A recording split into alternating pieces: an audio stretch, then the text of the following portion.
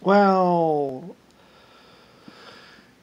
technically, and like I say, I might have given them away, but technically, I started Ford, Chrysler. Um, what's that company called? Uh,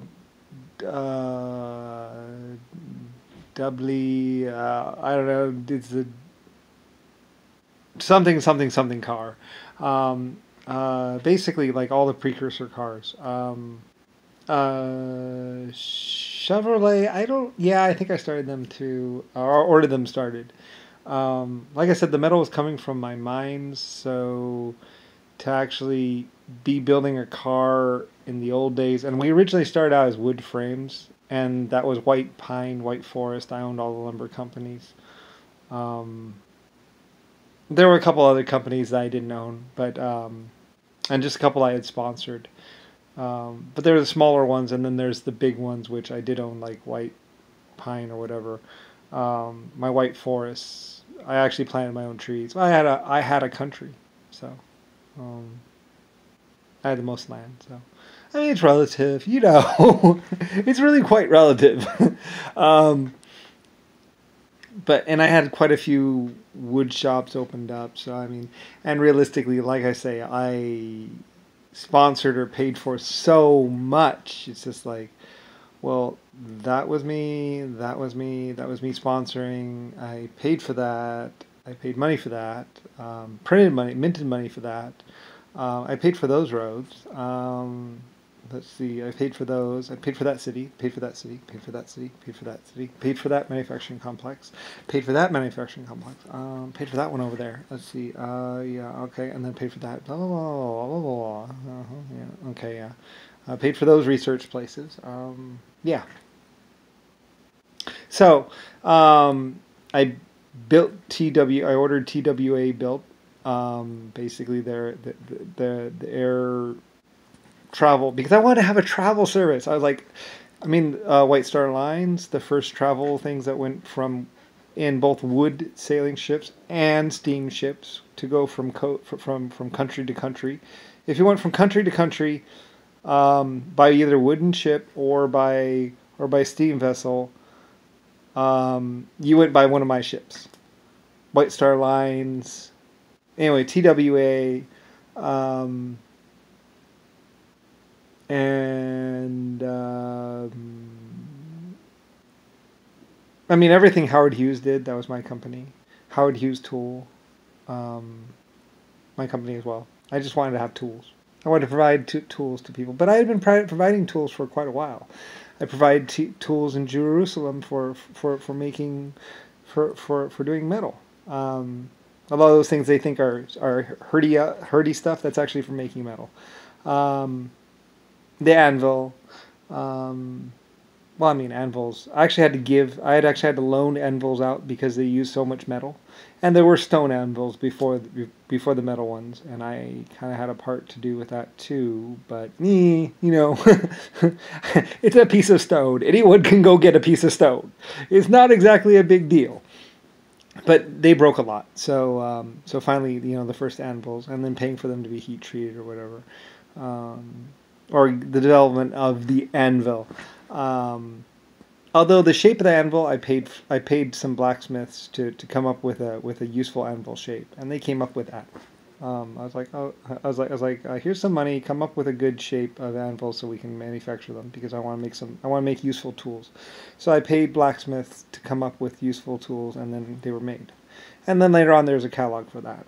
I really wanted to get into the whole store market. Like it was really before in the old days. It was really if you wanted something made, like if you wanted an e-cigarette made, you had to go to a blacksmith, and he would pound out the metal pieces for you if you could draw them or explain it to him good enough. And I really wanted to get out of that, and I really wanted to get into the where you walk into a store and there's all these tools, and you can just pick up your tool. You don't have to take him the ingot and then be like, "Oh, could you make this into something?" And then he pounds it into something, and then you pick it up a couple days later and pay him. I really wanted to get away from that and get to the whole thing where you walk into a store and there's tools on one side and other things on the other side. I really wanted to get to that. And so like Sears and Roebuck and a lot of the other hardware stores, they were actually my stores at first, and then I was like, well, if you want to set up a store, I'll loan you the merchandise, and then you can just pay me back and order from my factories.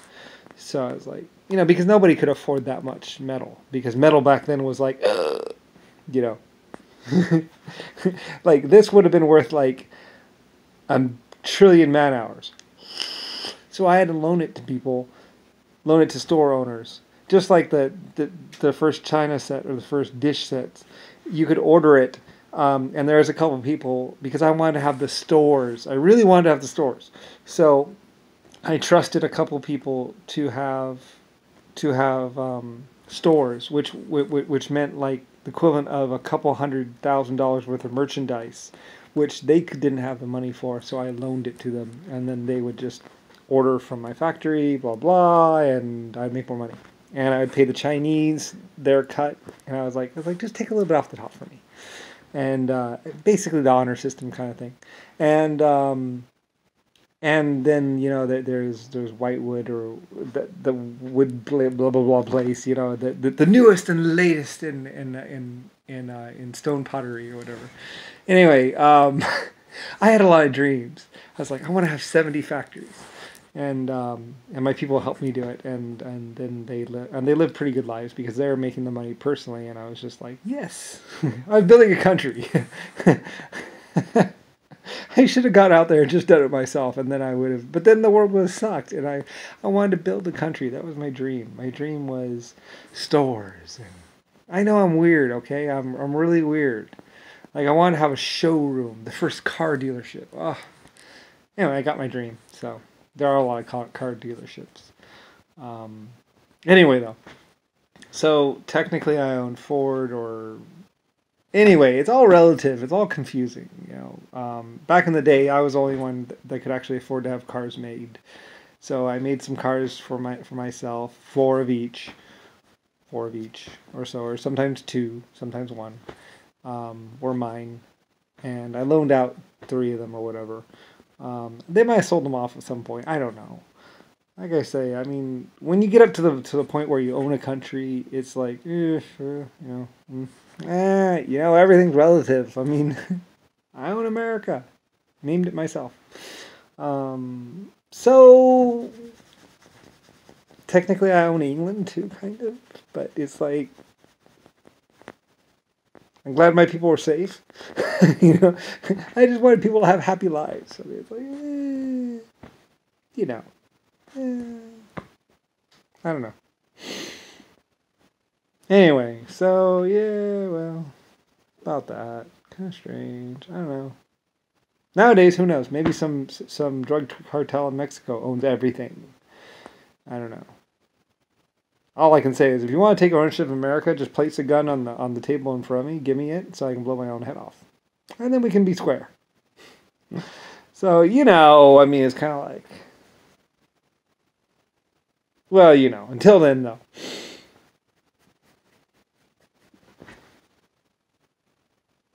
I don't know. I mean, do making rules would make you own a country? Not exactly sure. I don't know. It's all very relative, and all very confusing. Really, in the end, it's just like, I don't care anymore. I'm over it. I built civilization. Ha! Put a shoe on every foot, gave everyone a pair of pants, and everyone a shirt. And most people cars. So I made that possible. It wasn't easy.